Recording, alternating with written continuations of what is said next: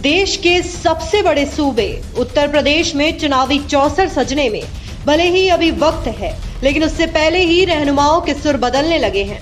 बगावत की लौ पड़ोसी सूबे से होते हुए यहां भी पहुंच गई। वैसे भी कहते हैं सियासत में ना कोई ज्यादा वक्त तक दोस्त होता है और ना ही दुश्मन। चुनाव से पहले मायावती के मायाजाल से बाहर आकर हाथी से उतरने को बेताब नजर आ रहे हैं। हालांकि बसपा का कभी फलसफा था कि चुनाव से पहले किसी से दोस्ती नहीं, लेकिन चुनाव के बाद बहुजन हित में भी किसी से हाथ मिलाया जा सकता है। लेकिन अब बसपा के विधायक चुनाव से पहले ही दुश्मनों से मुलाकात कर रहे हैं।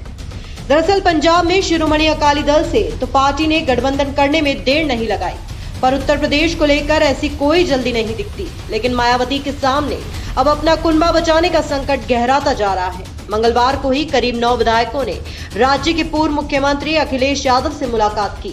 अखिलेश यादव से मुलाकात के बाद ही बसपा में बगावत की अटकलें तेज हो गई थी। चर्चाएं निकल पड़ी कि नेता उत्तर प्रदेश विधानसभा चुनाव के कुछ महीनों पहले ही दल बदल कर सपा में शामिल हो जाएंगे। सदन में बसपा के पास 18 विधायक थे, इनमें से 9 को पिछले साल बर्खास्त कर दिया था। हाल ही में लालजी वर्मा और रामअचल राजभर को पार्टी से निकाले जाने के चलते पार्टी को बड़ा नुकसान उठाना पड़ा। दोनों राजनेता राज्य की राजनीति की अति पिछड़ी जातियों के बड़े चेहरे थे। इसके अलावा वे बसपा के संस्थापक सदस्यों में भी शामिल थे। बीते साल 5 विधायक यादव के साथ गए थे। इनमें असलम चौधरी, असलम रैनी, मुजत्तबा सिद्दीकी, हकमलाल बिंद और गोविंद जाटव का नाम शामिल है। अब खबरें सामने आ रही है कि बसपा के करीब 12 बागी विधायकों ने विधानसभा स्पीकर को याचिका सौंपी है।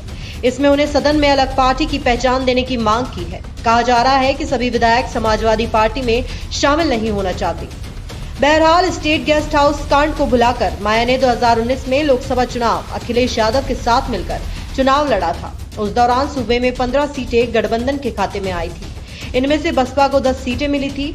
हालांकि बाद में मायावती ने गठबंधन तोड़ दिया था, जिसके बाद दोनों नेताओं ने कहा था कि वे आगे कोई भी चुनाव नहीं लड़ेंगे। लेकिन अब मायावती के सामने स्थिति एक तरफ कुआं और दूसरी तरफ खाई की तरह हो गई है। ऐसे में देखना होगा कि मायावती विपक्ष के साथ जाती है या भाजपा को समर्थन करती है।